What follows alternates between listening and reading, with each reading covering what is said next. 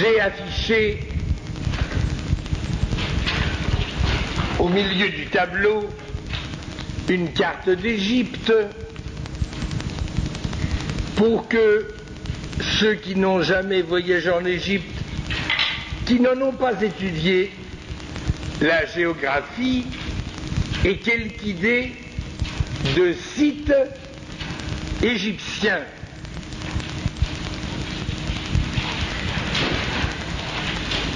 L'Égypte, c'est une vallée, la vallée du Nil, entre deux séries de collines, une à l'ouest, l'autre à l'est. À l'est, comme c'est vers l'Arabie, c'est la colline arabique. À l'ouest, c'est la colline qui est tournée vers la Libye, donc la montagne libyque. Au temps de l'Égypte ancienne,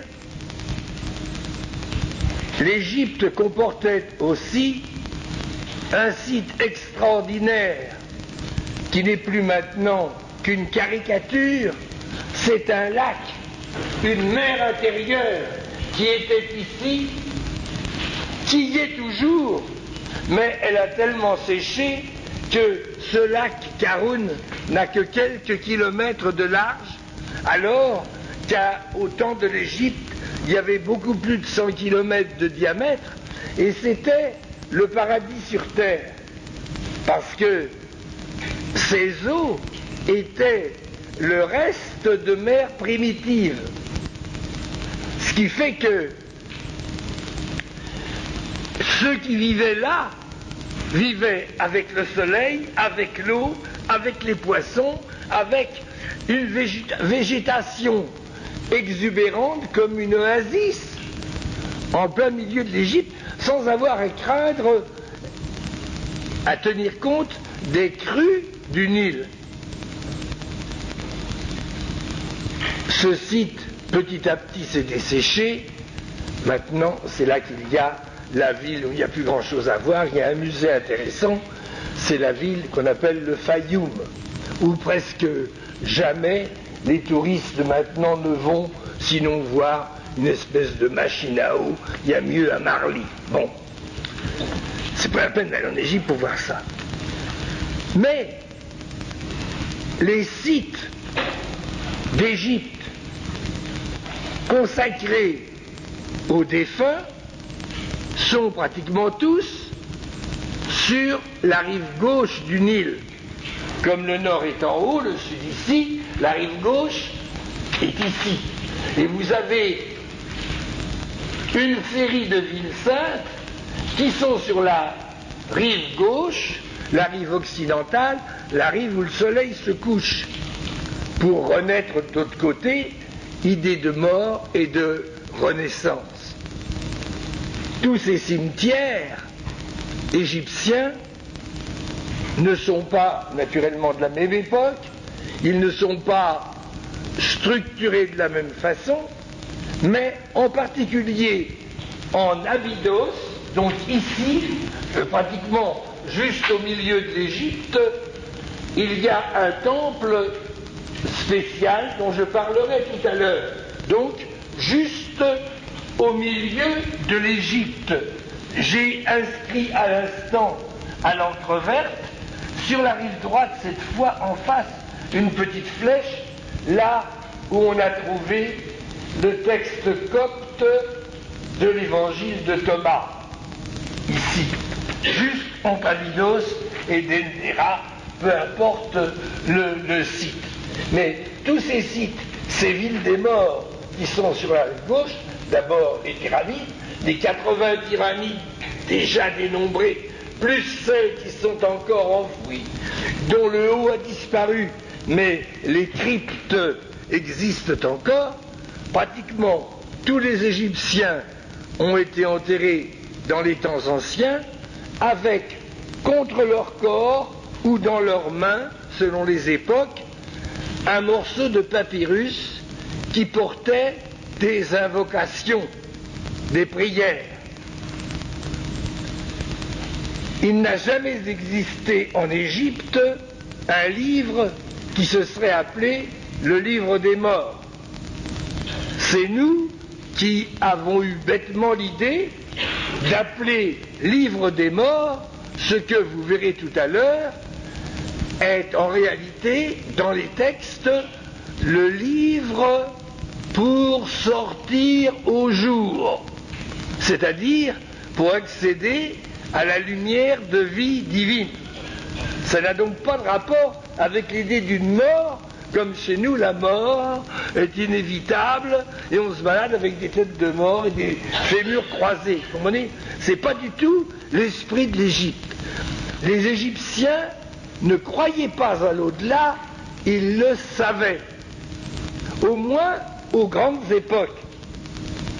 Parce que l'Égypte a appris l'au-delà par des procédés que les modernes ont redécouverts, ont réinventés, mais que les Égyptiens maîtrisaient parfaitement.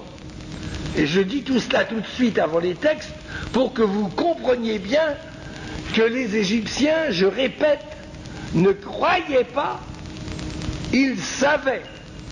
Il y a une différence. Bon, si vous cherchez dans le dictionnaire. Pourquoi le savaient-ils ? Parce que dans le livre qui est le livre des morts, nous trouvons des témoignages de ce qu'ils savaient, mais d'où provenaient les connaissances dont ils témoignaient. Toutes les religions ont été inventées par des esprits de gens un peu plus doués que la normale.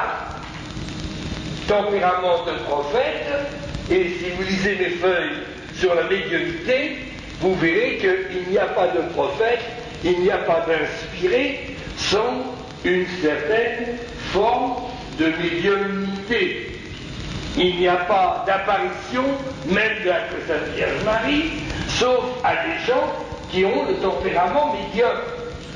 Et pour le prouver, j'ai montré le tempérament médium d'un certain nombre de saints et de gens non canonisés qui ont eu des apparitions ou des révélations et des tempéraments médiums pour déceler par l'astrologie le tempérament médium de certaines personnes. C'est un fait qui ne peut pas être récusé. Quels étaient ceux qui, à travers les expériences d'Abydos, pouvaient recevoir l'initiation, c'est-à-dire avoir la révélation de l'au-delà, la révélation de ce qui était l'au-delà, la révélation de ce qu'on pouvait voir à travers la médiumnité, c'est-à-dire à travers un dédoublement. Dans le temple d'Abydos, il y a, j'en ai fait un trou, je m'aperçois en les comptant, il y a 1, 2, 3, 4, 6, 6, 7, 8, il y en a que 7. Mais c'est parce que c'est de travailler au tableau. Il y a 7 entrées de temple ici, dans la partie du temple qui a été construite par le pharaon Séti Ier, en gros vers 1300 avant Jésus-Christ. On a construit cette partie du temple, l'arrière. Et devant, Ramsès II, son fils, a construit ses chapelles. Toutes les chapelles se terminent par un cul-de-sac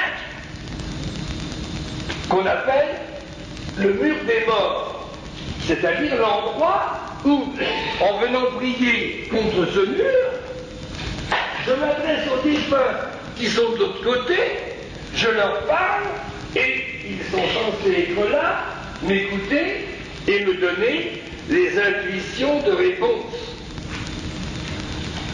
Toutefois, il y a un endroit, une de ces chapelles, celle d'Osiris, qui n'a pas le fameux mur des morts.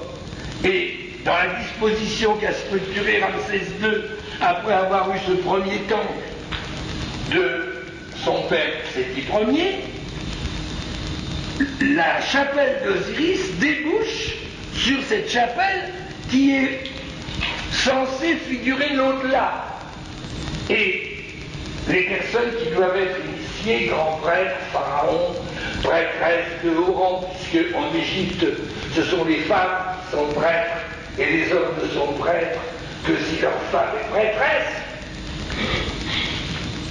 Dans ce temple, qui est là schématisé, qui est en fait très long par rapport à ce rectangle, il y a à un bout 4 colonnes, des rangées de colonnes ici, n'en parlons pas, et à l'extrémité de droite, quand on entre d'Osiris, 3 chapelles, les 3 chapelles où il y avait un autel sur lequel on déposait la barque de procession, qui est une barque pas plus grande que ça, enfin mettons, les brancards faisaient 2 mètres, 3 mètres, au milieu il y avait un tabernacle à peu près grand comme ça, et une statue du dieu pas plus grande que cette bouteille. Cette statue du dieu était en or. Alors il y avait 3 statues, celle d'Osiris, celle d'Isis, son épouse, et celle du fils, Horus, fils, et d'ailleurs, selon les dynasties, selon la manière de présenter, Horus était aussi le fils de la déesse Hathor. Ils sont frères, sœurs, époux, car la particularisation des sexes et la descendance n'a aucune importance, étant donné que ces formes divines symbolisent la réalité divine sous diverses formes. Ces 3 chapelles des barques sont extrêmement chargées en énergie, et quand je suis sur place, je fais remarquer aux gens que sur la tête ça rayonne. Ici, l'énergie qui est dans celle d'une chapelle, c'est l'énergie moyenne d'un homme multipliée par 3. Donc 3 fois plus que la normale. Si on y reste, on a mal à la tête.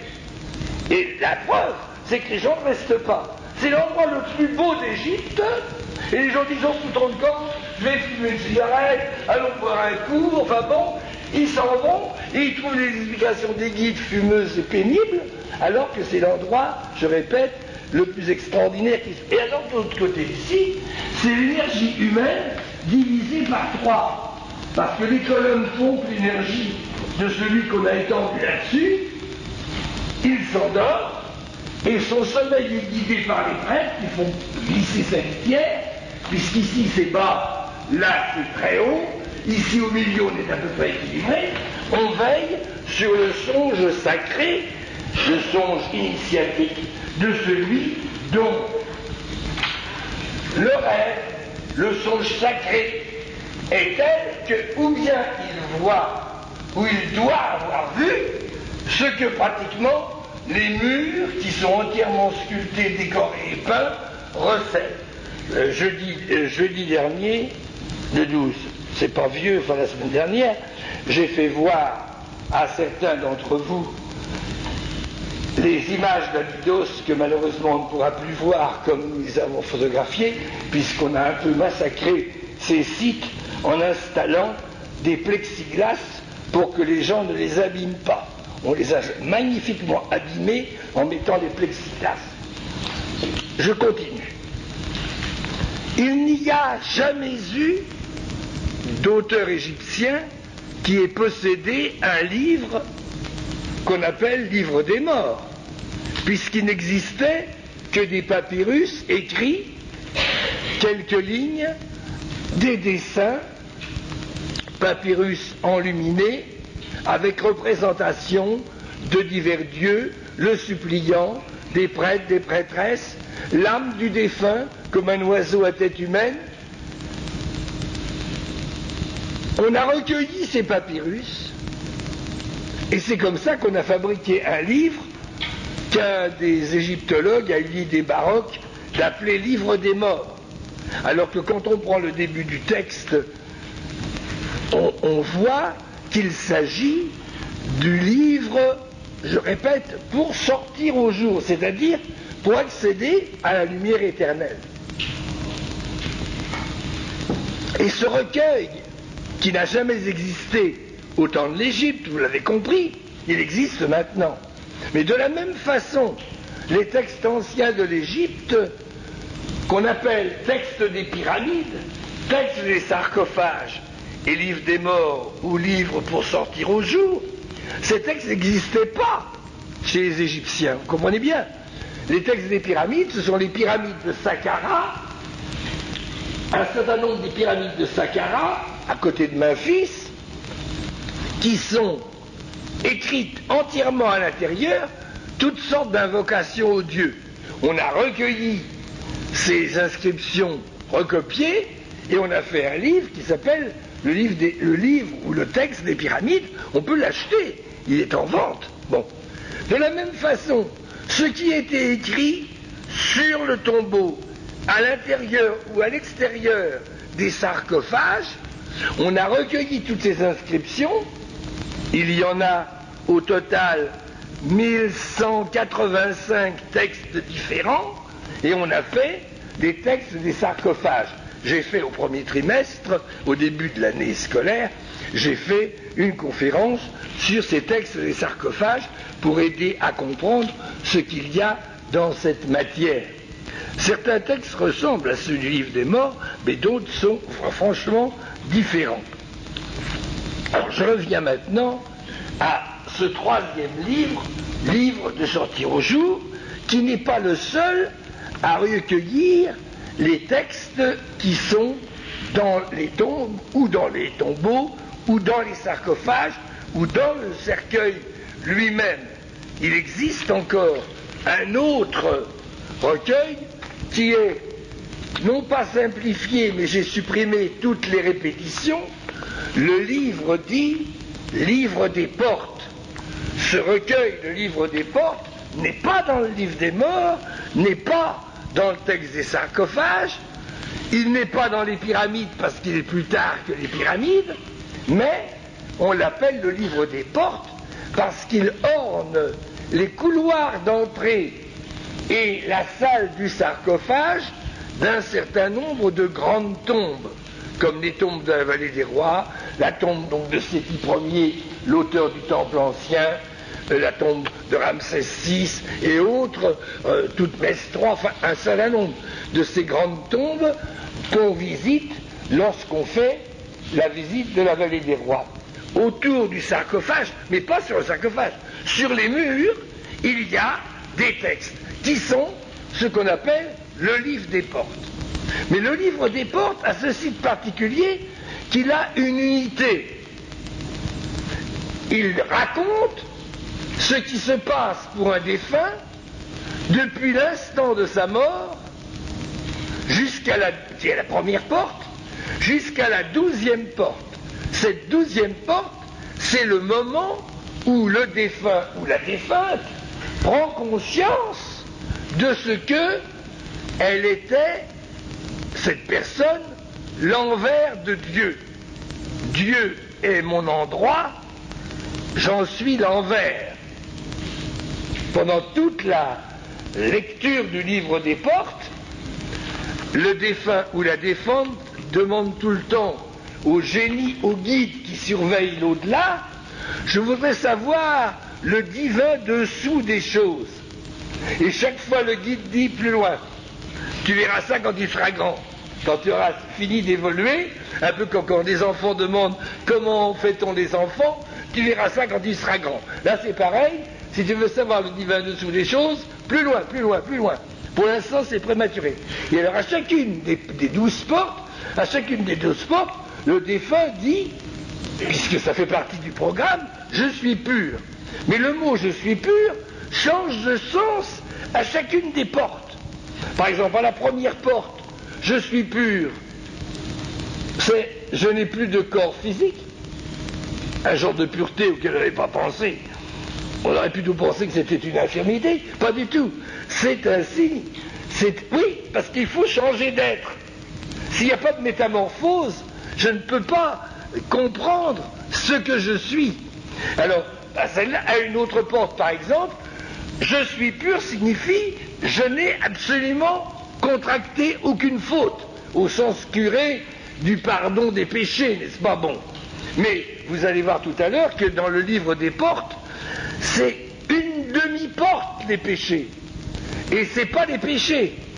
C'est une confession positive où le défunt se vante du bien qu'il a fait. Vous comprenez que c'est la différence. Si quelqu'un, quelquefois parmi vous, s'est confessé dans une église, on ne dit pas d'habitude au confesseur ce qu'on a fait de bien, mais plutôt ce qu'on a fait de mal. En réalité, la confession avait été inventée pour la direction spirituelle, donc pour guider les gens à faire le bien, à mieux prier, etc. Mais comme les gens sont scrupuleux et mal marqués par l'angoisse qu'on leur a foutue sur le dos quand ils étaient enfants, ils ont été formés à une religion fausse, qui est la religion du péché, et donc les gens, ils vont au confessionnal pour dire, tac, les péchés qu'ils ont faits. C'était pas fait pour ça. Mais n'empêche que c'est resté, tellement les gens sont bêtes, et les ecclésiastiques n'ont pas assez de force pour changer la tête des gens. Et les gens ne viendraient plus si quand quelqu'un vous dit, comme ça m'est arrivé dans une confession, je dis ça, c'est une histoire rigoureusement vraie. J'ouvre le confessionnal dans un village de Normandie où j'étais curé il y a 50 ans. Une fille d'une quinzaine d'années qui me sort un tas de gros mots, merde, une rafale, je ne dis pas plus. J'ai dit, bon, qu'est-ce que c'est que tout ça? C'est les gros mots que j'ai dit. C'était charmant, voyez-vous. C'est tous les gros mots que j'ai dit. Alors évidemment, il faut être bien assis dans sa chaise pour résister à la pression, vous comprenez?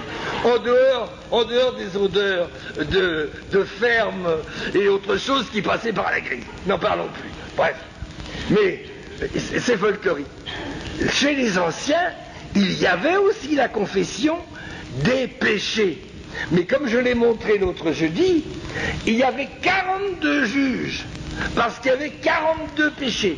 Et chaque juge égyptien jugeait sur son péché, enfin, sur sa spécialité est-ce péché. Et je vous lirai quelques-uns, vous verrez que certains n'étaient pas mal trouvés, et ce n'est pas les curés qui ont inventé ça. Et à un autre niveau de porte, quand il va dire je suis pur, c'est je suis plein de la flamme de Dieu et j'ai le don médiumnique, si vous voulez. Ta flamme est sur ma face, c'est-à-dire je vois les choses à partir de l'au-delà, je vois les choses comme les morts le voient. Les morts ne se mentent pas comme nous nous mentons à nous-mêmes. Ils se mentent encore parce qu'on est toujours plein d'illusions, même dans l'au-delà, mais pas tout à fait de la même façon. Et ainsi de suite. Et puis plus on arrive vers la 12e porte, plus le je suis pur signifie je suis près de Dieu.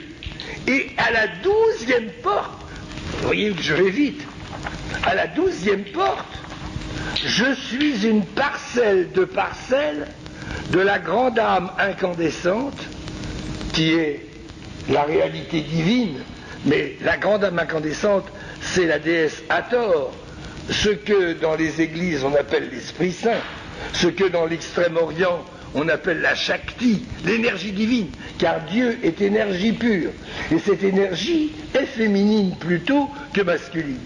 Et il dit, je suis l'éternel amant de ma divine amie.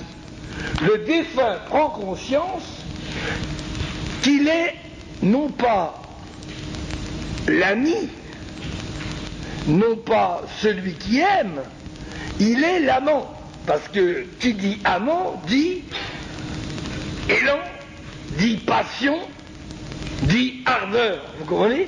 Je suis l'éternel amant de ma divine amie étant la déesse Hathor, c'est-à-dire l'énergie divine.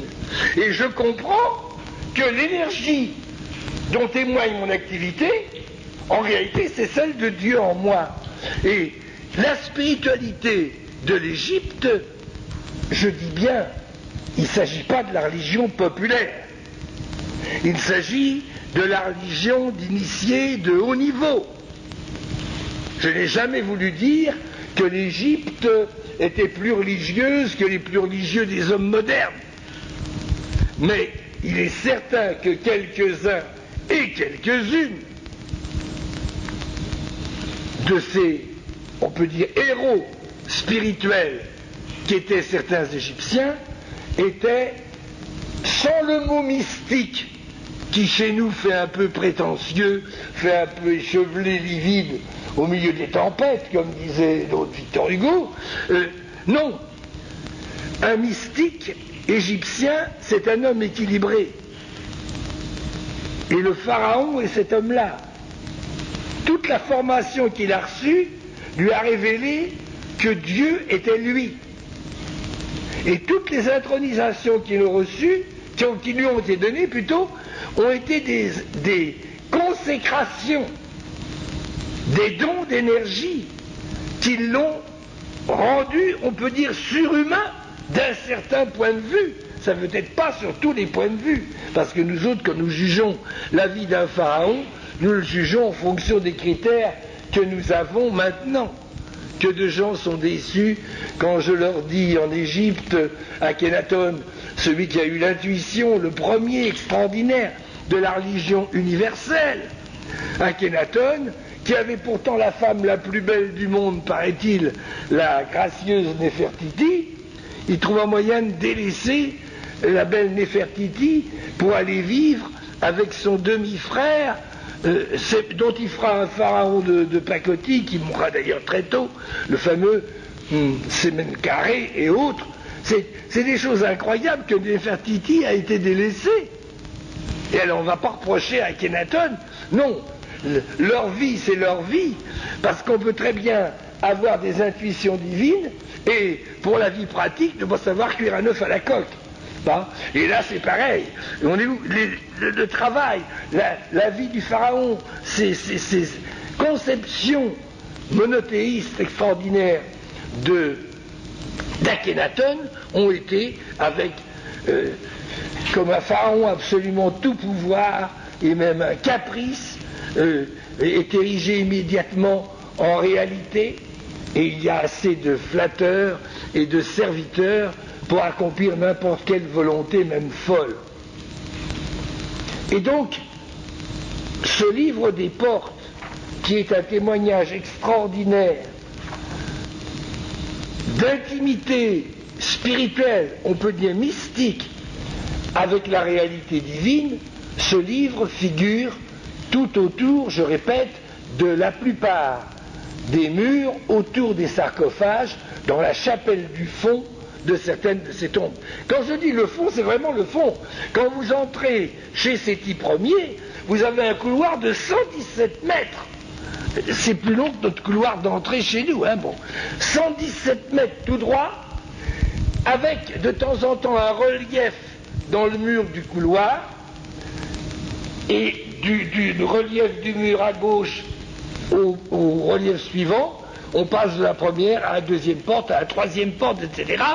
Et les dernières portes sont gravées et peintes dans le mur du fond, derrière la dernière chapelle, celle qui contient le sarcophage, qui contient lui-même le cercueil en bois doré ou en or, si il s'agit de Toutankhamon,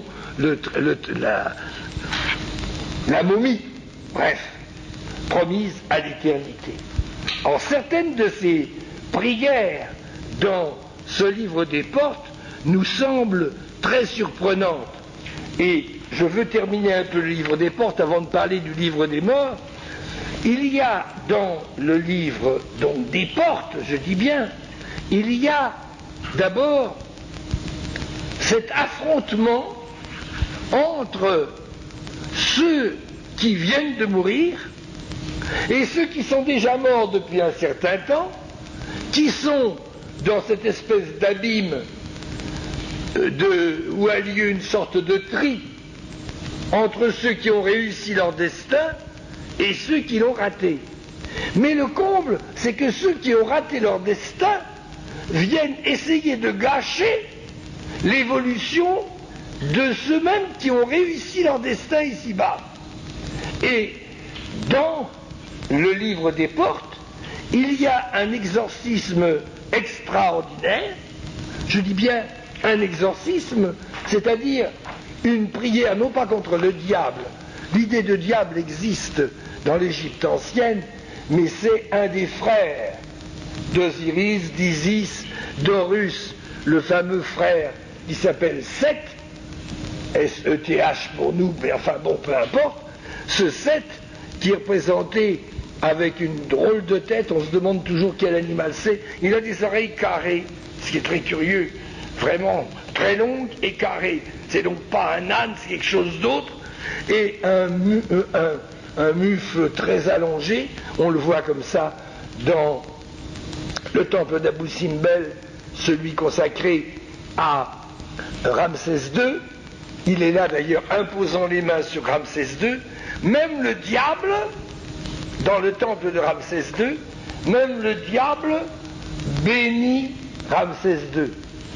À droite, Horus, le dieu du bien, mais même le diable de l'autre côté, tellement Ramsès II est un dieu important, même le diable est obligé de le bénir.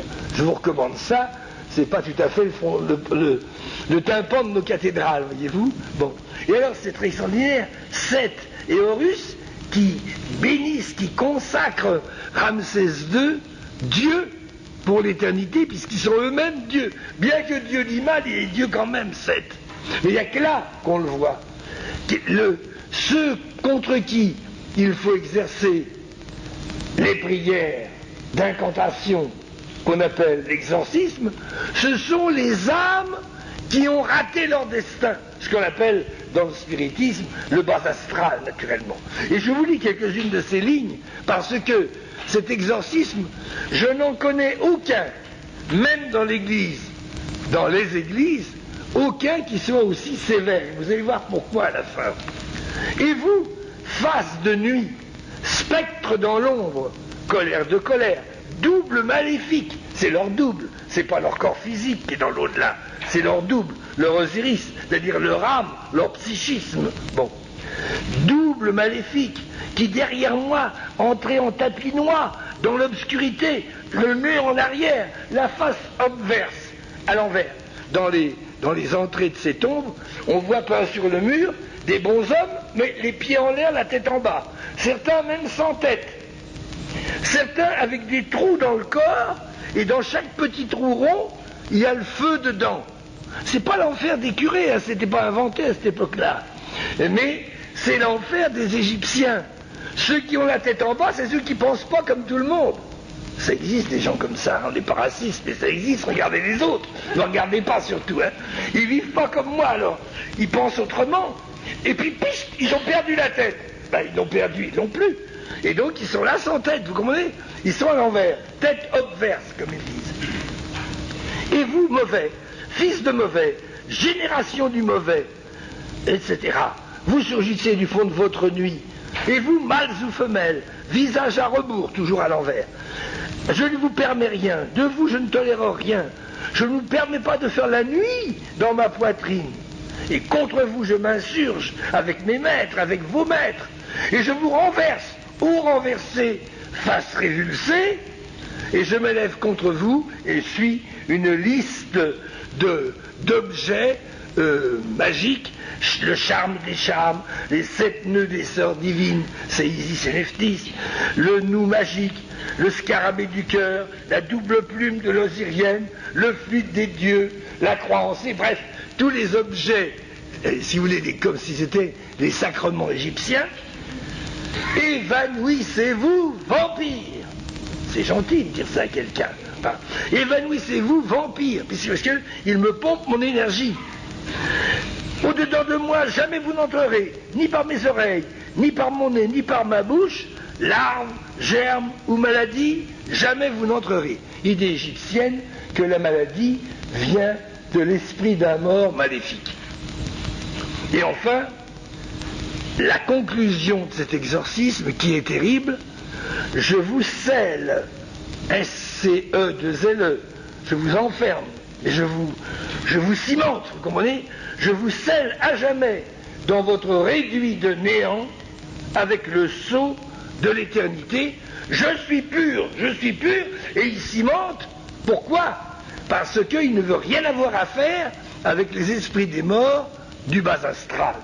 Je vous scelle à jamais dans votre réduit de néant, vous allez disparaître.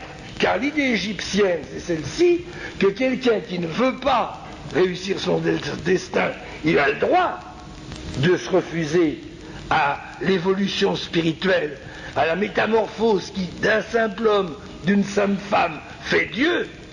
C'est ça la métamorphose suprême. Tu as le droit de refuser. Mais si tu refuses, tu vas continuer à consommer tes propres énergies en pensant à tes problèmes, en enquiquinant les autres, etc. Et au terme, tu n'auras plus d'énergie. Donc, tu n'existeras plus. Même ton nom sera oublié. C'est ce qu'ils disent, réduit à néant. À partir de ce moment-là, il n'y a plus d'adversaire. Vous comprenez? Or, ces paroles qui semblent fortes, qui semblent sévères, elles sont vraiment égyptiennes. Hein. Il n'y a pas à dire c'est une contamination d'une religion postérieure. Hein. Je lis aussi, puisque c'est dans le livre des portes, je lis tout de suite dans le livre des portes le petit couplet qui est un petit morceau de la deuxième porte sur la confession, comme on va dire dans le livre des morts. Il y aura des confessions multiples, et je vous dis 42 péchés catalogués. Tandis qu'ici, il n'y a pas de péché négatif. Voici par exemple: qu'il soit pesé mon cœur dans la balance de vérité, avec comme contrepoids l'hiéroglyphe de la vérité, c'est-à-dire la déesse Mahat.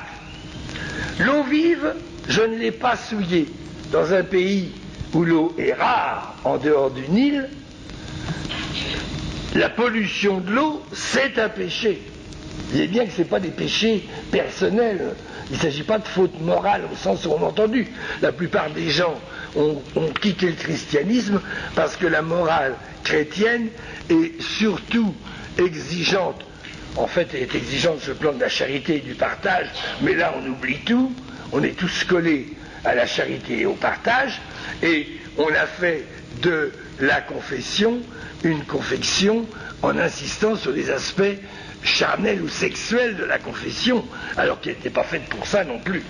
Alors là, l'eau vive, je ne l'ai pas souillée, la flamme de l'intelligence, je n'ai jamais soufflé dessus, les énergies, je ne les ai pas amorties, la divine lumière, je ne l'ai pas voilée, l'enthousiasme, Dieu brûlant des poitrines, je ne l'ai pas refroidi, la beauté, qui est la vérité des formes, jamais je ne l'ai offensée. Les Égyptiens ne voyaient aucun inconvénient à se promener nus. La beauté, c'est la vérité des formes.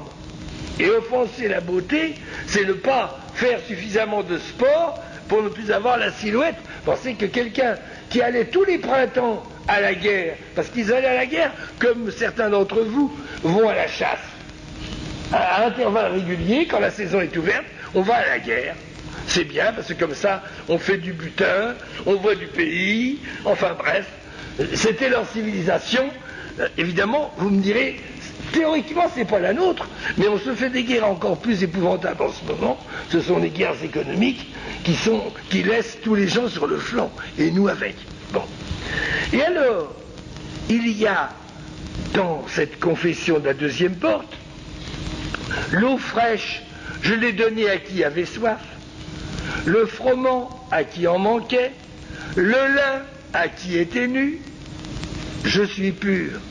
Il y a dans le livre des morts, cette fois, dans la même confession positive, il y a: j'ai donné du pain à celui qui avait faim, j'ai donné à boire à celui qui avait soif, j'ai donné du vêtement à celui qui était nu, j'ai visité celui qui était en prison, et j'ai poussé une barque vers celui qui se noyait. Parce qu'évidemment, dans la vallée du Nil, tout se passe sur l'eau, et donc on a bien souvent l'occasion de lancer une bouée de sauvetage à celui qui en a besoin et qui boit le bouillon.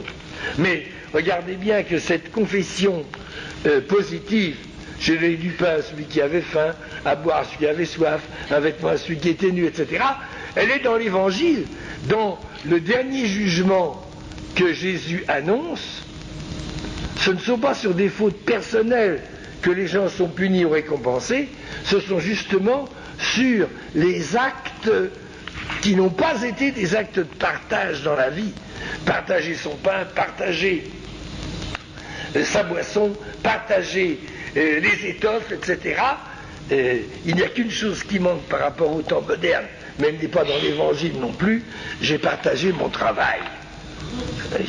Mais oui, il viendra un temps, disait le Père Teilhard de Chardin, où la suprême charité, ce ne sera pas de donner de l'argent aux gens, mais de partager son propre temps de travail. Et regardez bien qu'aucun syndicaliste n'a encore lu cette ligne-là, ou s'il l'a lu, il a fait comme s'il l'avait oublié. Je reviens au livre des portes et redescendons sur terre. À leur santé. Et donc, j'ai bien insisté que ce livre des morts n'a jamais existé, et que n'a jamais existé en Égypte. On l'a imprimé après, en recueillant toutes les pages, vous avez compris, aussi bien pour les autres livres qui sont ici. Le début du livre, le livre le plus ancien, puisque ce sont des chapitres ou des livres, le texte le plus ancien du livre des morts, cette fois-ci, donc le livre pour sortir au jour, le dernier, je veux dire, celui qui est le plus ancien, ils ne sont pas dans le livre, il y a 100 et quelques chapitres dans le livre des morts, ce sont des manuscrits différents qu'on a cousus, vous avez compris, les uns après les autres. Le plus ancien de tous semble être le chapitre 17e.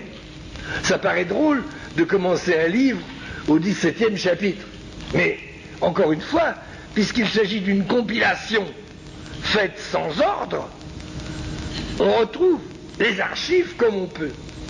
Or, j'utilise ici la traduction la plus populaire, celle de la librairie Stock, cette traduction attribuée à Grégoire Colpacci, que vous avez sans doute beaucoup, et c'est certainement la plus répandue de toutes.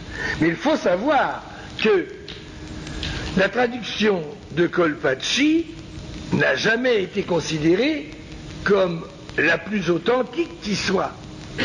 En réalité, il n'existe, n'écoutez pas surtout si vous voulez pas perdre vos illusions, il n'existe pas de traduction du livre des morts où il n'y ait pas de faute par rapport au manuscrit. C'est impossible.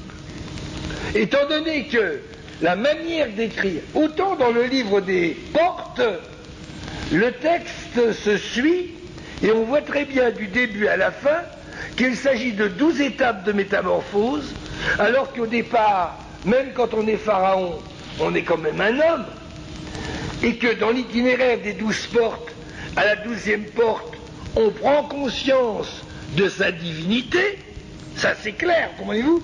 Si je monte 12 marches d'escalier pour arriver à l'entresol, je sais où je vais. Tandis que là, ce sont perpétuellement des redites, on reprend, etc. Des bénédictions, des mélanges de rites plus ou moins magiques, et puis alors les rubriques. Mais les traductions elles-mêmes.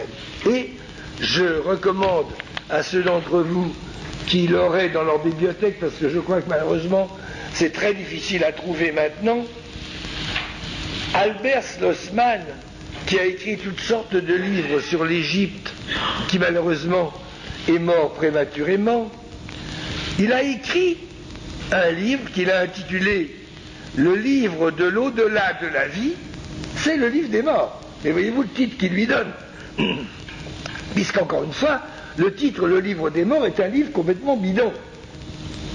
Il l'a appelé « Le livre de l'au-delà de la vie ». Et ce gros livre, un peu illustré, mais bon, c'est uniquement la traduction du fameux chapitre 17e, qui tient 1, 2, 3, 4, 5, 6 pages dans ce recueil plus complet. Car la thèse de Schlossmann est quelque chose d'extraordinaire. Il a écrit plusieurs livres, dont Le Grand Cataclysme. J'explique cela.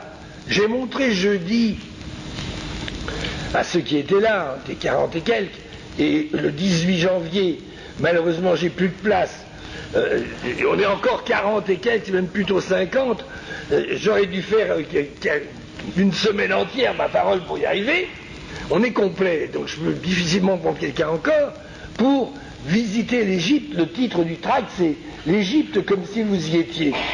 Et alors, j'ai montré une des images qui est dans une tombe dans la vallée des artistes, tout à fait au deuxième sous-sol d'une maison, un artiste qui a travaillé pour les pharaons, mais qui s'est fait pour soi, dans son sous-sol, creusé dans le rocher, une petite chapelle de 4 mètres et quelques sur 2 quelques, avec des peintures extraordinaires. Il savait le faire pour les pharaons. Il a su se le faire pour lui tout seul. Et cette petite chapelle se visite encore. Et dans cette petite chapelle, il y a justement cette représentation très étrange. Imaginez d'abord ceci, au milieu. Je prends du verre parce que c'est théoriquement, au départ, c'est en verre, en terre verte. Au milieu, il y a ceci. En verre, c'est le premier tertre qui soit arrivé à émerger des eaux primordiales. Le jour où la terre, après la pluie, pendant des milliers... Là, je parle comme un géologue. Il est certain que sur Terre, la pluie est tombée pendant des millions d'années, que la Terre était uniquement de l'eau, l'homme n'existait pas encore. Et qu'un beau jour, ça a commencé à se sécher, à se condenser, et un jour, il y a eu des choses qui ont été dépassées au-dessus de l'eau, des îles. Alors les Égyptiens enseignaient qu'à l'endroit où la première île est sortie, le soleil s'est levé pour la première fois. Remarquez, c'est pas idiot. Et voici comment il représentait ce premier lever du soleil. Bon. Mais alors, ce dessin, ils l'ont flanqué avec un lion ici, et un autre lion par là, les pattes par là. Autrement dit, ils sont derrière contre derrière.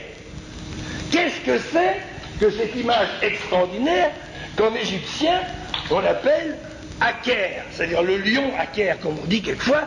Qu'est-ce que c'est que ces deux lions qui ne sont pas affrontés, mais qui sont opposés par leur popotin? Bon. Qu'est-ce que c'est que ces deux lions? L'étude du zodiaque de Dendera. Dendera, c'est ici, à l'endroit où le Nil coule pour une fois est-ouest, là, alors qu'il coule sud-nord. Le temple est dans la pointe de la courbe du Nil. Il y a une chapelle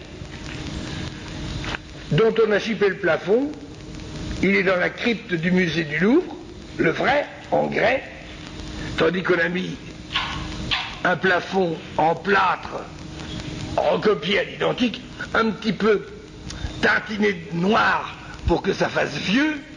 Bon, mais cette sculpture qui représente la voûte du ciel, planisphère ou voûte du ciel, c'est pareil, cette sculpture représente le ciel à une certaine date. Et les études qui ont été faites, apparemment sérieuses, trouvent que la date qui est sur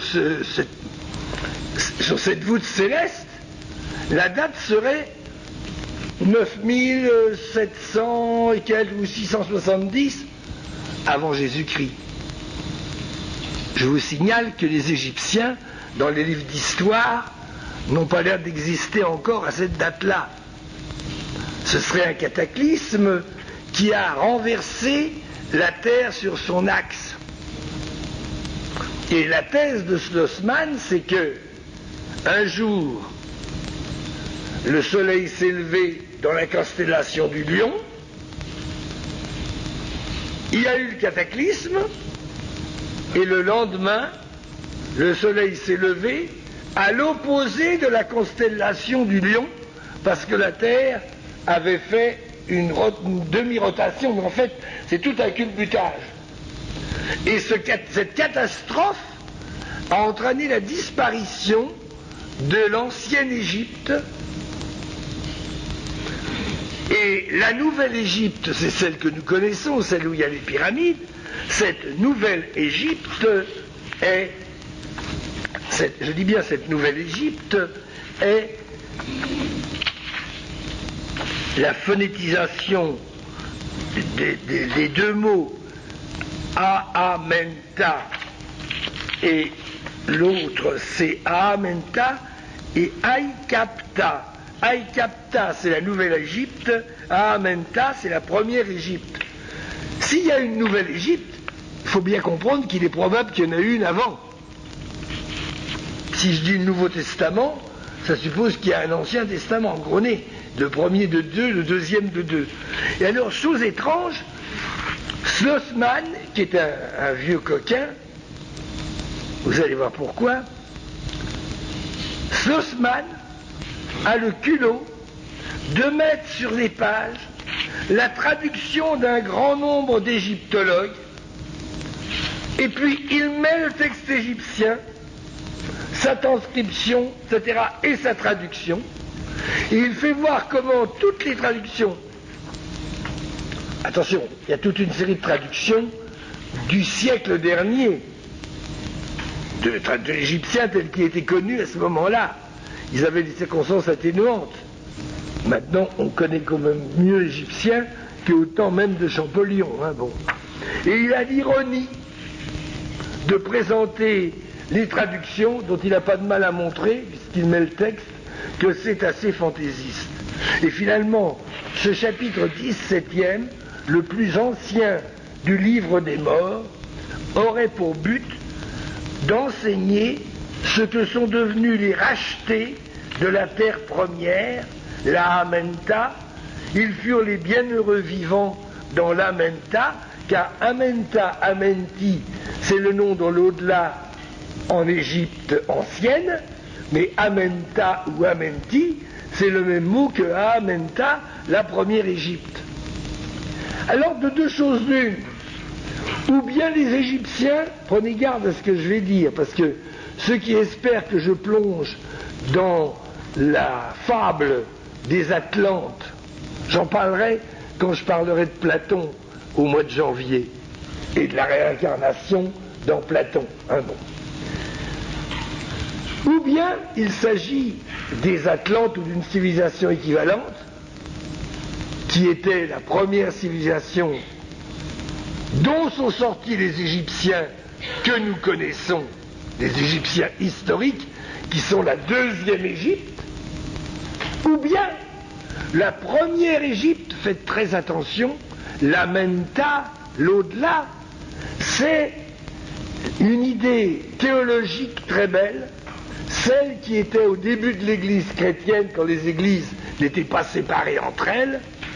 On enseignait que nous étions tous des pensées de Dieu incarnées, mais qu'avant d'être, avant que nous existions, nous étions existants dans la pensée de Dieu. Car si nous n'avions pas existé dans la pensée de Dieu, nous n'aurions jamais existé. Idée théologique très belle, très logique, pas fausse même philosophiquement parlant. Quand on a compris ce qu'est Dieu, ce qu'est le Verbe de Dieu, c'est-à-dire sa conscience, rien ne peut exister qui n'ait été dans la conscience divine. Et nous sommes tous plantés, enracinés de la conscience divine. Nous sommes tous des incarnations d'une pensée de Dieu, si vous voulez. Alors, est-ce que c'est ça, l'Égypte idéale, ou est-ce que c'est une Égypte qui a existé quelque part, comme on dit des Atlantes? Je n'en sais rien, et en tout cas, ça sort, ça échappe à la certitude historique. Et je vous signale donc, si vous avez envie de lire Schlossmann, le très haut intérêt de Schlossmann, mais je dois dire que même moi, j'ai passé quand même pas mal de temps de ma vie à étudier l'égyptien ancien à l'école des hautes études.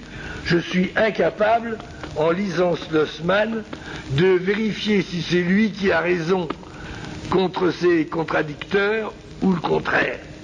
Mais je vous signale l'importance de Schlossmann, car c'est une thèse dont personne n'est arrivé à démontrer qu'elle était fausse. Je reviens donc, oui. Schlossmann S-L-O-S, M-A-N, et son prénom Albert, comme le grand Albert.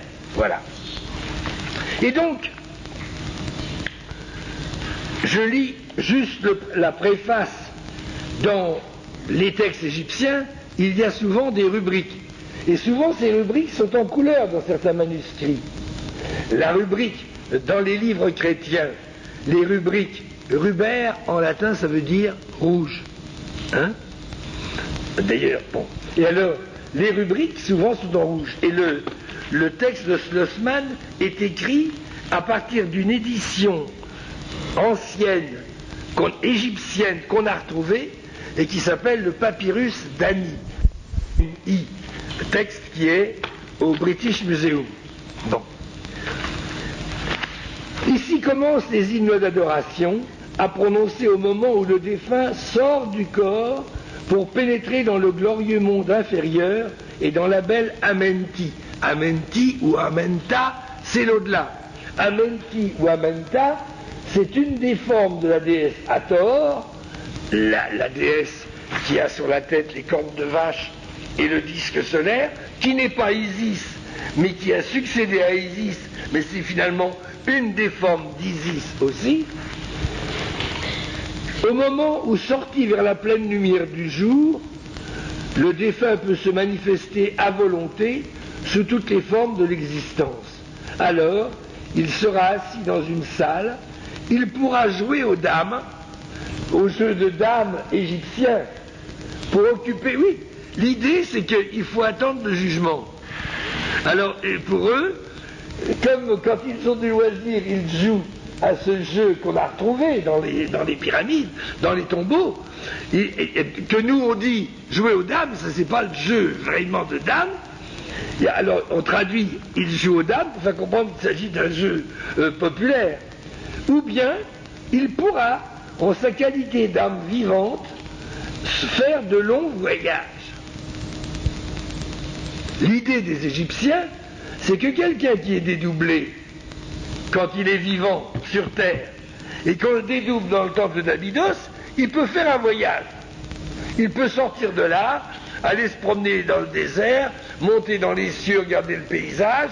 Un jour, je montrerai des photos aériennes prises de ceci qui prouvent que les Égyptiens, pour placer certains temples, ont été obligés d'avoir des gens qui ont observé le sol de plusieurs dizaines, sinon centaines de kilomètres au-dessus.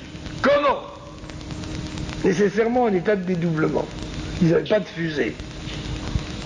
Ou alors, ils ont été propulsés dans cette terre en venant d'un autre astre, et on revient des histoires de soucoupes volantes. Où je vous préviens, quand on commence à piocher l'Égypte, on y perd son latin, d'autant plus qu'il ne parlait pas latin. Bon. Alors, un autre début du livre, puisque on peut commencer, si j'ose dire, par n'importe quelle page, ici commence le rituel qui évoque le passage de l'âme vers la splendeur du jour, sa résurrection en esprit, son entrée et ses voyages dans les régions de l'au-delà. Vous voyez, ils y tiennent au voyage. Et j'ai fait ici, un samedi du mois dernier, peu importe la date, j'ai fait ici un exposé, où on était très nombreux aussi, sur les textes d'Hermès Trismégiste.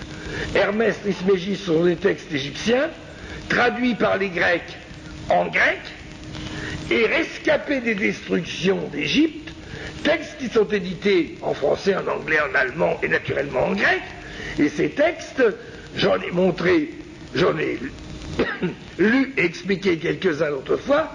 Ces textes montrent comment les Égyptiens maîtrisaient le rite de dédoublement pour que la personne sorte de son corps, de son vivant. Son corps est affalé sur la litière, là, mais il n'est pas mort. À la fin de la cérémonie, le type repart sur ses pieds.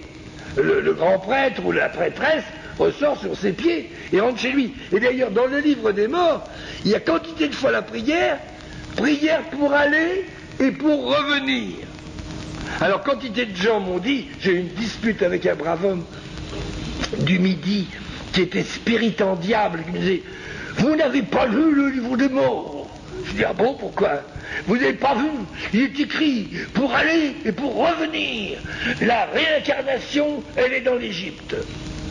Bon. Prier pour aller et revenir, c'est prier pour aller à Abydos et en revenir sur ses pieds. Parce que dans l'acte de dédoublement, il y avait une angoisse de ne pas retomber dans son corps, de ne pas retomber dans ses pompes, pour parler vulgairement, connaissez-vous? Ne pas se réincarner normalement. C'est pas tout d'aller agir à distance. Dans je fais une session au mois de juin, la feuille est là, pour ceux que ça intéresserait, je ne sais même pas où elle est, si voilà. Je vais expliquer tous les problèmes du paranormal, y compris ces problèmes du dédoublement et les problèmes d'un certain nombre de personnages comme Padre Pio, Marthe Robin, Yvonne Aimée de Jésus, des gens qui, en état de dédoublement, accomplissaient toutes sortes de missions. Vivants, hein, de ce monde, pas morts. Mais pendant le temps où ils étaient dédoublés, leur corps était affalé dans un fauteuil ou couché sur leur lit, et même dans certains cas, les bonnes sœurs, se demandant ce qui se passait, fonçaient chercher un prêtre pour leur donner un dernier sacrement, pensant qu'ils étaient morts. Et puis naturellement, miracle d'extrême-onction, quand l'autre revenait de son voyage en état de dédoublement, il réintégrait son corps, disait « Ah, bah ça c'est merveilleux, vous voyez comme l'extrême-onction est efficace. » Mais oui, il s'agissait simplement d'un dédoublement, et Yvonne Aimée allant ficher le camp en Allemagne, même au Paraguay, pour aller accomplir des... Rien que d'en parler, tout le monde partirait. Et donc, dans ces textes du livre des morts, il y a un interrogatoire. Dès le début, celui qui rentre en quelque sorte devant les scrutateurs, voici comment par exemple il arrive dans l'au-delà. « Ouvrez-moi la porte » crie-t-il. « Réponds d'abord, qui es-tu? Où vas-tu? Ambitionnes-tu les métamorphoses? » Ah non, non, non, moi je viens de la sacristie, je viens juste parce qu'on m'a dit qu'il ne faut pas faire ci, qu'il ne faut pas faire ça, j'ai reçu l'absolution, donc je rentre au ciel. Pas du tout, ça compte pas ici. Tu comptes pour du beurre, c'est autre chose. Ambitionnes-tu les métamorphoses? As-tu compris que le but de l'au-delà, c'est d'accéder à la divinité? Ça n'a aucun rapport avec le salut de la plupart des imbéciles qui prêchent un faux christianisme. Vous comprenez? C'est révolutionnaire, vous savez, l'Égypte. Hein, c'est fort propre à faire perdre la foi à un imbécile, en faire retrouver une qui casse pas. C'est très bien. Et alors, qui es-tu? Et il finit par dire, je suis un esprit divin. J'aspire au divin. Ainsi de suite. Alors il continue sa prière, que je pénètre dans l'au-delà, que je traverse les espaces célestes, que je pénètre, ayant en paix parcouru les chemins, dans le beau royaume d'Amanti, pour y adorer Osiris, le Seigneur de la vie éternelle. Car Osiris, tout le mythe d'Isis et d'Osiris, il faut le connaître avant d'ouvrir le livre, mais Osiris a été tué par son frère, le fameux Seth, qui est devenu l'emblème du diable. Il a été découpé en morceaux par ce voyou, jeté dans le Nil, et Isis, sa sœur et compagne, a eu la patience de rechercher les morceaux chaque fois qu'on lui signalait qu'il y avait quelque chose qui flottait entre deux eaux, et elle a recousu patiemment tous les débris, 14 ou 42 selon les époques comme on les compte, et elle a reconstitué le corps de son époux de Marie, tant et si bien que mort, sa forme humaine étant reconstituée, son psychisme retrouve son assiette, si j'ose dire, il peut réintégrer son corps. Oui, parce que l'idée est celle-ci pour les Égyptiens. De même qu'au dédoublement, le corps est en mort apparente, pendant que l'autre agit.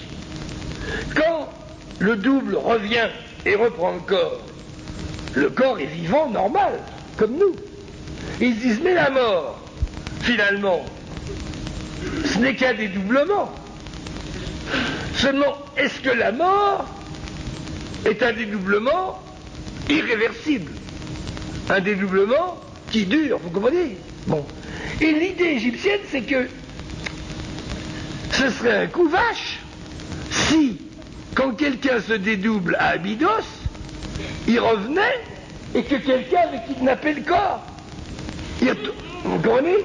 Eh ben oui, il ne pourrait plus réintégrer. Vous avez bien. Alors l'idée est la même. Pourquoi les Égyptiens font tout pour conserver la momie? Pour que le double, quand il revient, puisse réintégrer le corps. Parce que si le corps n'existe plus, il ne peut pas réintégrer.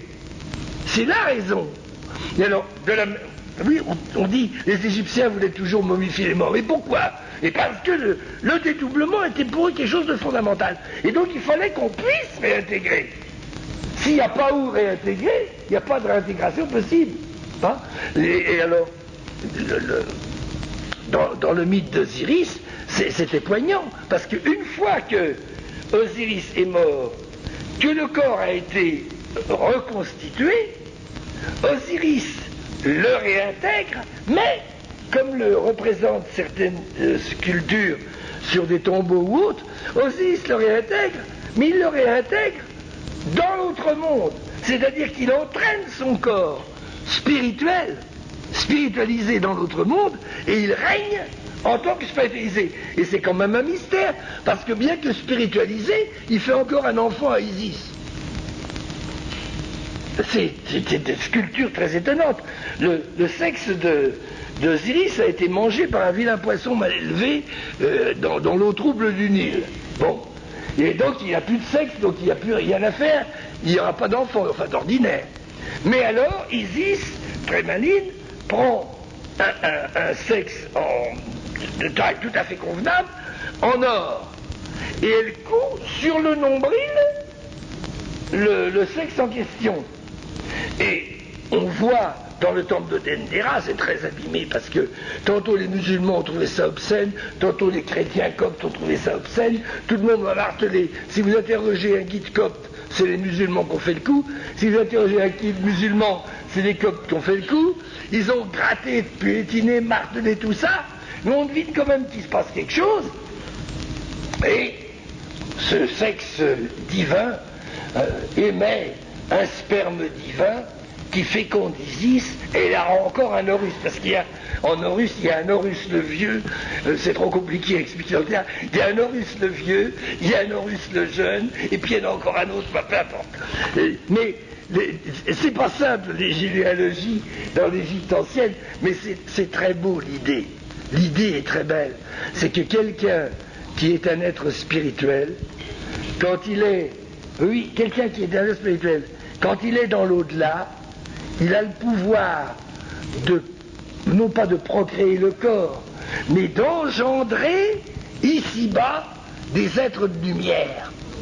Nous sommes les descendants d'êtres de lumière. Et en particulier dans le tombeau, dans le musée du Caire, un sarcophage que j'ai fait voir l'autre jour, la sculpture étonnante, Osiris, plutôt le prêtre qui est dans cette tombe, mais il est figuré comme Osiris dans sa bulle de l'au-delà, et toujours avec ce sexe en or, il envoie un jet de sperme qui va du ciel jusqu'à la terre, et sur terre, il y a un tas d'hommes qui se lèvent à gauche et à droite de sa bulle, qui sont le prêtre, devenu prêtre à son tour à travers d'autres personnes.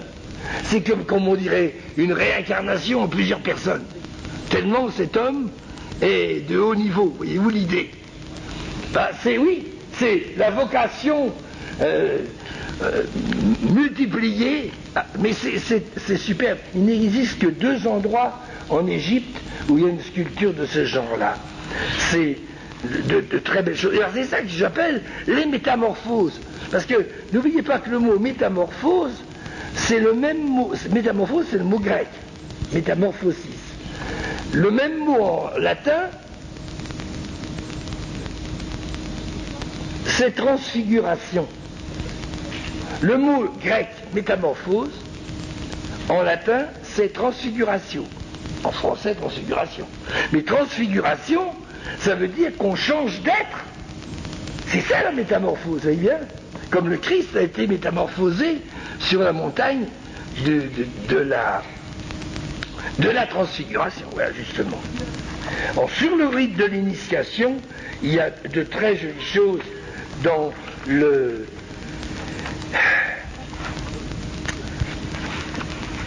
Je lis ici une petite note.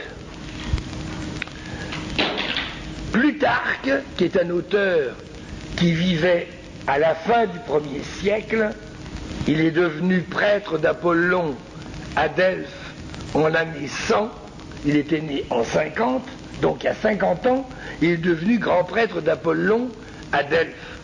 Et il a écrit, pour les initiés, puisqu'il était chargé des initiations, il a écrit des livres sur l'initiation.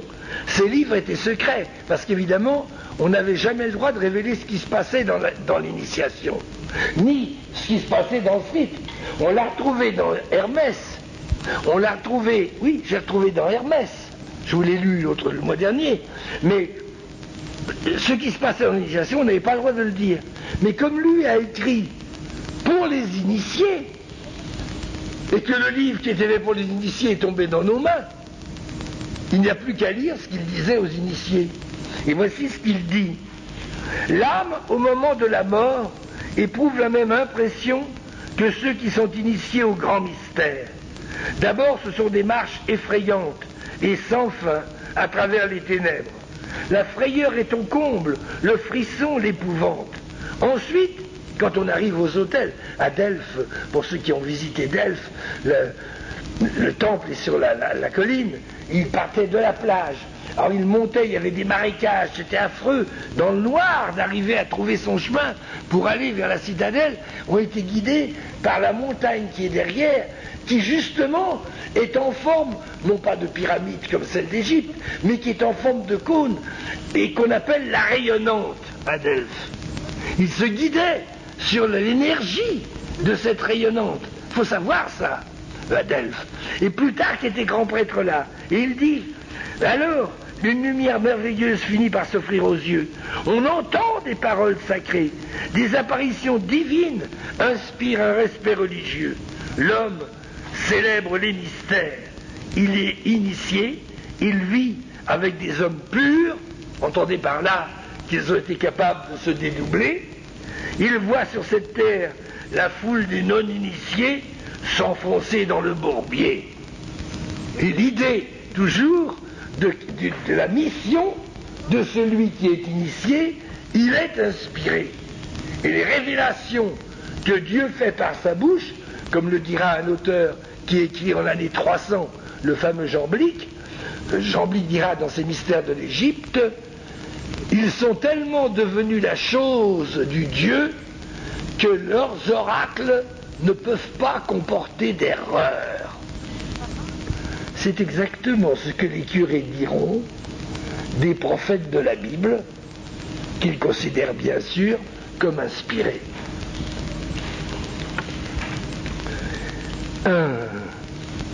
Alors que il invoque ça, Plutarque dit, il y a des terreurs, etc. Je m'avance à tâtons, mais pas hésitant explore le terrain. Je sens errer les âmes en détresse. Oh, on ne peut vivre ici dans la paix de l'esprit, ni y connaître les voluptés de l'amour. Puisse-je y trouver, à défaut d'air, de l'eau. Et à la place des plaisirs de l'amour, puisse-je trouver la sanctification de mon esprit, la paix pour mon esprit. Mais voici que me parvient un ordre de Toum. Toum, le dieu primordial d'Héliopolis, la ville qui est à l'est du Caire. Quand l'avion se pose au Caire dans un voyage, il roule sur la ville d'Héliopolis qui a été entièrement cimentée pour devenir l'aérodrome. Tout le site archéologique a été perdu sous le ciment. Je ne devine qu'abîme, que précipice au milieu des ténèbres.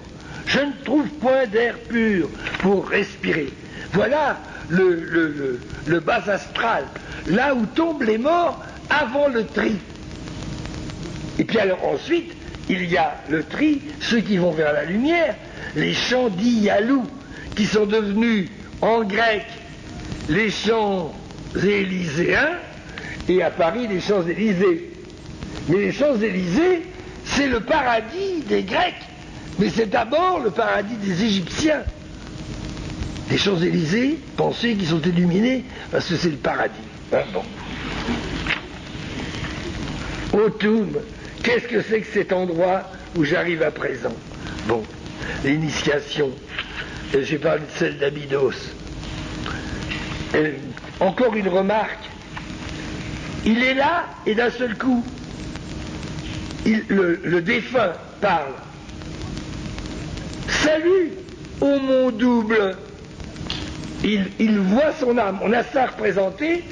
Le défunt est debout et il voit un oiseau à tête humaine qui a exactement le même visage que lui. La même grosseur, les mêmes yeux et ces yeux longs qu'ont les Égyptiens dans leurs sculptures. Et alors il est là debout, il se trouve nez à nez avec un grand oiseau qui le regarde en face mais qui a exactement le même visage. Salut, ô mon double. Regarde, je dure encore, je vis. La plus grande surprise des morts, c'est de se réveiller mort, c'est-à-dire d'être vivant. Comprenez-vous ce que je veux dire? La surprise, même de gens qui n'y croient pas, c'est de reprendre conscience dans une autre forme de dimension. Ça doit être une surprise quand on le sait. Est-ce qu'on d'abord on le sait ou est-ce qu'on le croit, comme je disais au début? Et même si on le sait, il doit y avoir de la surprise. Bon. Je dure encore, je viens plein de vigueur, je me lève tel le soleil en possession de mon âme immortelle. Je t'apporte de l'encens pour purifier les émanations. Ce que j'ai dit de mal, ce que j'ai fait de mal, ne me le reproche pas, car je suis en vérité cette tablette d'émeraude qui est suspendue au cou de Ré, placée par les esprits, etc. Laisse-moi approcher de toi, ô Dieu puissant, car je suis purifié, etc. L'idée d'une purification, encore une fois, ça peut être aussi la purification du péché, et je lis juste un instant ces fameux... J'ai le temps, oui, encore un petit bout. Bon. Et j'ouvre une page, je vois... Si on ne sait pas de quoi il s'agit, on se demande. C'est dans les portes, et c'est dans le livre des morts. Prière pour être transformé en hirondelle. Qu'est-ce que c'est? Regardez bien, vous avez déjà vu des hirondelles le soir. Les anciens étaient frappés par la vitesse de vol de ces oiseaux, puisqu'ils tombent du ciel à des vitesses considérables, hein. Et puis ils remontent, etc. Ils disaient, ben voilà, l'âme d'un mort, c'est comme l'hirondelle. Là où il veut être, il est instantanément, il n'y a plus d'espace pour lui. Parce que l'espace, il le domine. L'idée qui était dans Hermès, d'autres fois pas, comme l'hirondelle. Et alors là aussi, comme l'hirondelle, je suis là où je veux, il n'y a plus de distance pour moi, tellement je vais vite. Prière pour être transformé en hirondelle. Je suis une hirondelle, ô Dieu, comme c'est doux et agréable votre parfum qui monte de l'horizon. Vous, habitants de la cité céleste, voyez, je connais vos noms. Oui, celui qui connaît les noms des dieux, qui connaît la géographie de l'au-delà, il est avantagé. Même s'il fait noir, il n'a pas besoin de lire les pancartes. Bon, on s'y retrouver. Hein. Vous avez déjà vu sur la route, essayez de vous débrouiller sans pancarte, ou même si les pancartes font des faits bien noirs, c'est pas toujours facile. Et bien lui, c'était la même chose, l'idée. Que je puisse me déplacer selon les ordres reçus. Me voici qui ouvre la porte. Que vois-je? Je prononce les paroles de puissance. Je dis, regardez bien, je suis Horus, je m'empare de la barque céleste.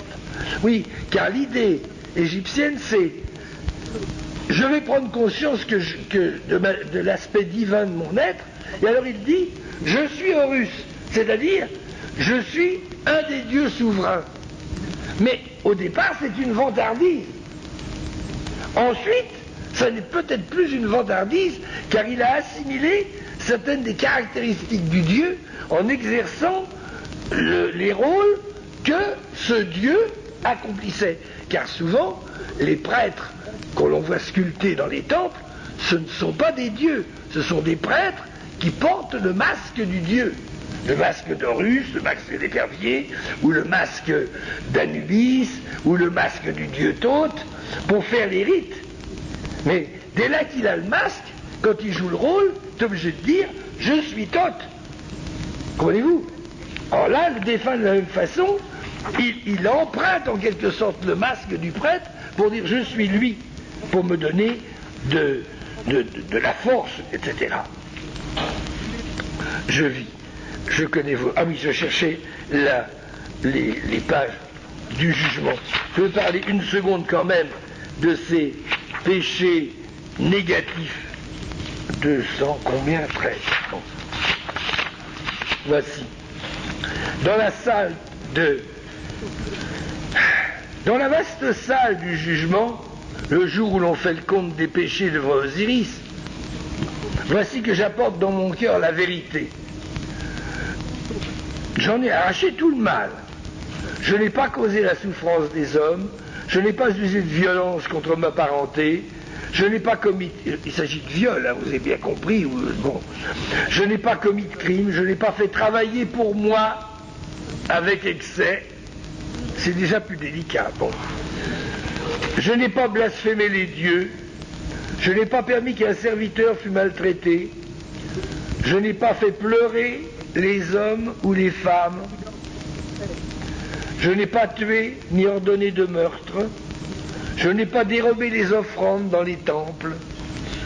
Le gars, quand on passe la bourse, j'ai souvent vu ça dans ma paroisse, quand la bourse de la quête passe, il y a des gens qui se frappent pas, ils mettent la main dedans, mais ils... Oh, je l'ai vu tant de fois. C'est incroyable. Mais oui, mais vous ne connaissez pas la nature humaine. Je n'ai pas volé les pains sacrés, les pains des dieux. Je n'ai pas commis d'action honteuse. D'ailleurs, des fautes. Je n'ai pas truqué le poids de la balance. Hein, bon. Je n'ai pas volé le lait à la bouche de l'enfant. Je n'ai pas obstrué les eaux au moment où elles devaient couler. Oui, c'est très commode, il n'y a pas beaucoup d'eau. Vous passez dans le champ, un petit coup de pied dans la séguia, comme on appelle, l'eau coule dans votre champ, le temps que le voisin s'en aperçoive, pendant ce temps-là, vous êtes arrosé et lui, c'est co. Bon. Ou encore, oui, je n'ai pas coupé les barrages établis sur les eaux courantes. Je n'ai pas empêché un Dieu de se manifester, puis il y en a d'autres. Je n'ai pas écouté aux portes. C'est joli, hein?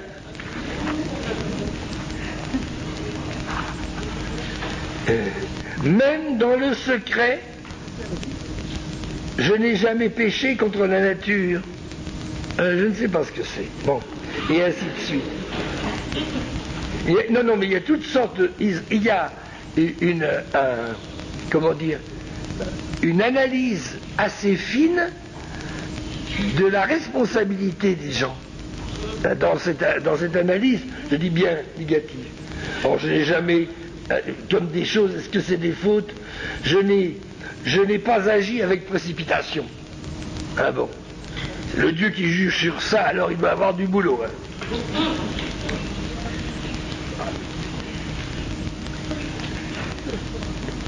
Je n'ai pas pollué les eaux, mais on l'avait déjà vu. Ou un autre qui ressemble à celui de tout à l'heure. Dans la solitude, je n'ai jamais cessé d'être chaste. C'est très joliment dit. Là, je suis collé, le 42e juge me sera fatal. Je n'ai jamais péché par excès de parole. C'est sévère, hein? Bon, ça c'est les aspects, il y en a comme ça des pages. Hein. Mais alors par exemple, la liste des positifs.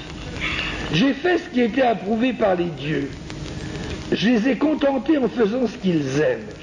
Je donnais du pain à l'affamé, de l'eau à qui avait soif, des vêtements à l'homme nu, un bateau aux naufragés. Aux dieux, je faisais des offrandes, des libations aux esprits de l'au-delà. Esprit divin, délivrez-moi, protégez-moi, ne m'accusez pas devant les grandes divinités, pure est ma bouche, pures sont mes mains. Faites que j'entende cette parole, viens en paix. Toi qui arrives ici, viens en paix. Comme je dis souvent, et alors au bout donc du questionnaire, un guide dit « Qui es-tu? Quel est ton nom ?» Je réponds « Fleur d'olivier est mon nom. Ma poitrine est pure, je l'ai lavée, etc. » Alors une voix sortant de l'espace me répond, invisible, « Passe, tu es pur !» Et donc, ça veut dire admis à l'examen suivant. Parce qu'il y en a au moins 12, vous comprenez, 42 pour les péchés, mais les 42, c'est un tout petit bout d'une des portes. Hein? Dans la prière, même dans l'au-delà, il y a une prière qui m'avait laissé perplexe, que j'ai notée là. Prière. Voilà. Laisse-moi parcourir ces régions, arriver en paix, devenir un esprit sanctifié, être jugé, devenir divinité. C'est bien clair, hein, bon. Que je puisse revenir à volonté sur terre pour protéger mon corps. Autrement dit, les défunts égyptiens se préoccupent de l'entretien de leur momie ou de leur cimetière. Ah bon. À présent, assis près de l'endroit où autrefois naquit Osiris, je m'apprête à détruire le mal qui risque de le contaminer. Je suis puissant, je suis venu au monde avec Osiris, je deviens Dieu. Voyez bien la divination. Je deviens jeune, et j'ouvre la bouche des dieux. Oui, puisqu'il faut être prêtre pour ouvrir la bouche de celui qui vient de mourir et qui a été transformé en momie. Et donc, à partir du moment où j'ai le rite d'ouvrir la bouche des autres, c'est que je suis moi-même vivant, de la même vie qu'eux, mais à partir de l'au-delà. Puisse mon cœur être fortifié par les offrandes sur les autels de mon Père divin. Et encore. Ah oui, j'ai parlé de l'exorcisme où il y a la malédiction et la réduction à néant des ennemis. Et il existe une prière pour ne pas mourir une deuxième fois. La mort numéro 1, c'est la mort corporelle. Mais il y a une mort pire. Ceux qui ont raté leur destin dans l'au-delà, leur corps spirituel meurt. C'est la deuxième mort. Et regardez bien que vous avez ça dans l'Évangile, vous avez ça dans l'Apocalypse, vous avez ça dans la fameuse chanson que saint François, loué sois-tu mon Dieu, mon Seigneur, pour ton frère Soleil, etc. Dans cette prière de saint François, il y a heureux celui qui s'est pardonné, car il n'aura pas à craindre la seconde mort. Alors les gens disent, qu'est-ce qu'ils racontent? La seconde mort, c'est la mort dans laquelle on tombe dans le lac de feu et de soufre en fusion, où l'être, non seulement son corps physique, mais même son corps spirituel est anéanti. Et donc il ne reste rien de nos énergies, et automatiquement même le nom disparaît. Pour les Égyptiens, je parlerai de ça aussi, c'est dans la Divine Comédie de Dante. Le centre de l'enfer est gelé et non pas chaud. Il y a le diable au milieu de l'enfer qui crée le gel en remuant les ailes, mais au pied du diable, il y a un lac. Le lac qui est dans l'Apocalypse d'ailleurs, le lac de soufre et de feu, et un certain nombre de personnages sont expédiés dans ce lac de soufre et de feu, où ils subissent la seconde mort, autrement dit, ils n'existent même plus dans l'au-delà. Et en fait, c'est pas une invention chrétienne, ou plutôt, c'est pas une invention de Dante, c'est pas une invention d'Apocalypse, c'est une idée égyptienne. C'est les lacs au double feu. La fable qui dit, c'est les lacs au feu double. Oui, et le feu et le soufre, comme dit l'Apocalypse. Et continuons, l'anéantissement de la seconde mort, ce qui est promis. Puisque un de nos amis a pris la parole, est-ce que quelqu'un a d'autres questions à poser? On peut répondre à 2-3 questions, parce que je vois qu'il est déjà l'heure, hélas. Est-ce qu'il y a une ou deux questions qui vous turlupinent? Dans l'évangile, la seconde mort, Jésus disant, ne craignez pas celui qui peut vous faire mourir, qui peut faire mourir votre corps. Craignez celui qui peut faire mourir votre âme. Alors les gens disent, mais comment c'est ça? C'est pas possible. Mourir le corps, on sait ce que c'est. C'est la mort tout court. C'est la mort corporelle. Mais Jésus dit, ne craignez pas celui-là qui vous fait mourir. Craignez celui qui ferait mourir votre âme. Donc c'est une autre type de mort. C'est bien la mort du corps spirituel. La mort du double dans l'autre dimension. Voyez-vous? Et elle existe, je veux dire, dans les textes sacrés chrétiens, puisqu'elle existe en toutes lettres dans l'Apocalypse. Une autre question. Eh bien, il y a pas mal de choses, la communion, la confession, la résurrection, l'ascension, nous l'avons dans ce livre. Oui, oui, mais nous les voyons parce que nous les connaissons dans le christianisme. Et c'est tout le problème de la traduction de ces livres égyptiens. Schlossmann a un grand chapitre là-dessus où il explique que les premiers qui ont traduit l'Égypte, ils sont partis de cette idée qui était fausse, mais ils ne le savaient pas. Ils sont partis de l'idée que ce qu'il y a de plus ancien dans les textes sacrés, c'est la Bible. Et quand ils sont partis de cette idée, les textes égyptiens, comment pouvaient-ils dire des choses qui se retrouvaient dans le judaïsme et dans le christianisme? Ils ont pris des choses à l'envers. Ils ont cru que les idées égyptiennes venaient de la Bible.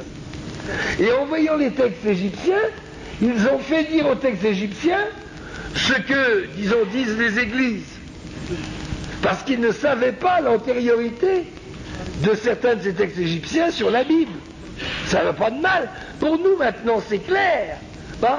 Quand je dis, encore dans un texte, les mêmes, dans la feuille où j'annonce ma session du mois de juin, j'ai écrit ceci. Les églises ont perdu le monopole de l'appel à la foi. C'est vrai, il y a un tas de sectes. Les textes sacrés non bibliques sont révélés. Textes d'Égypte, textes de l'Inde, textes du Tibet, révélation moderne. Les sectes fleurissent, chacun cherche son expérience spirituelle. Mais actuellement, on sait que certains textes sont plus vieux que la Bible. Quand on ne connaissait que la Bible comme livre ancien, religieux, on croyait que tout sortait d'elle. Vous comprenez? Les universitaires ont cru de bonne foi que tout ce qui était philosophique et religieux sortait des textes grecs. Et puis quand, depuis la moitié du siècle dernier, Champollion et après, on a découvert que les textes grecs sur lesquels on structurait la civilisation occidentale, ces textes étaient inspirés par l'Égypte. Donc tout était à l'envers. Et que la Bible ne venait que bien après.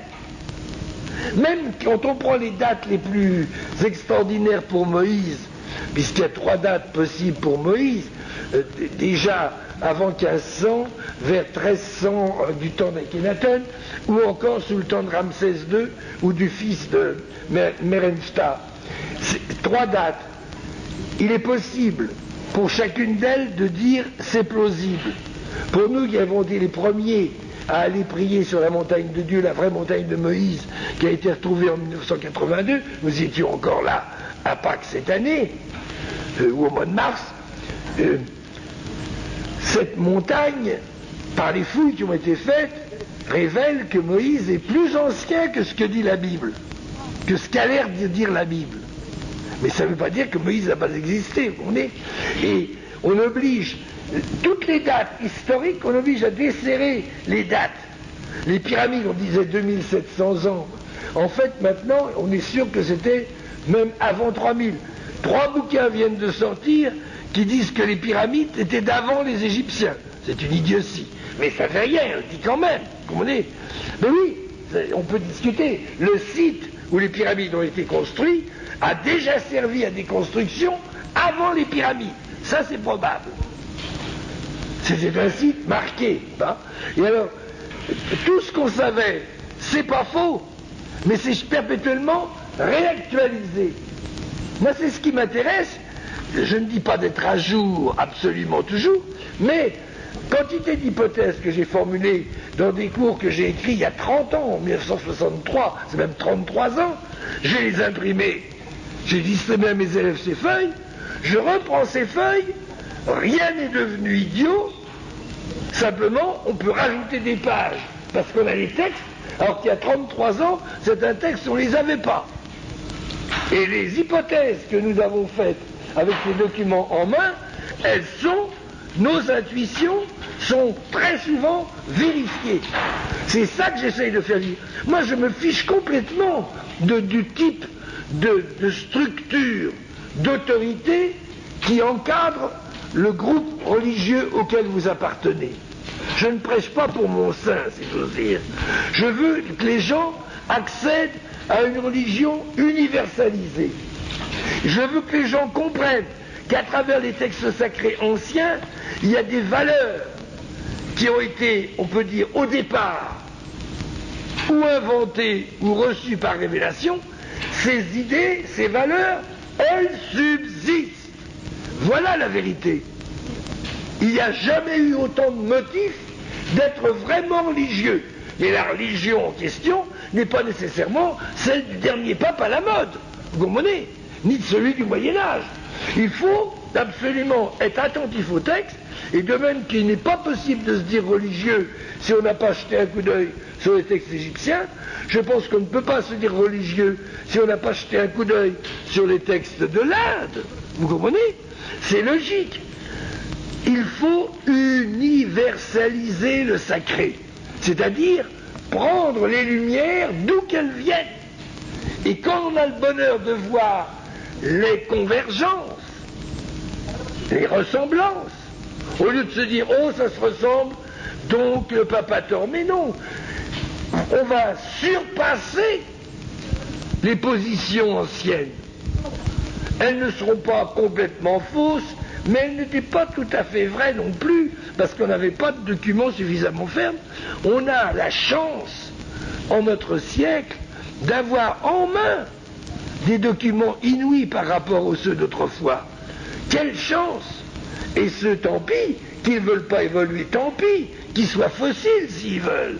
Mais c'est pas mon tempérament, et je souhaite que ce ne soit pas le vôtre. En tout cas, je vous souhaite, pour Noël et le début d'année, d'abord la tranquillité de l'esprit, la santé, et si vous y aspirez, que Dieu comble vos désirs de ferveur. Merci de votre attention.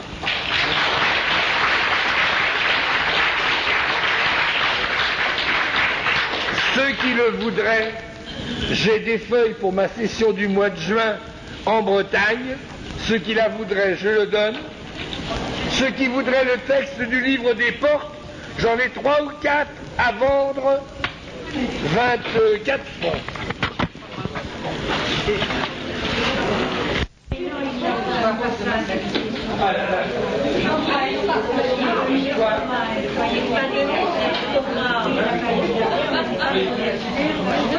Il n'a pas été la parole.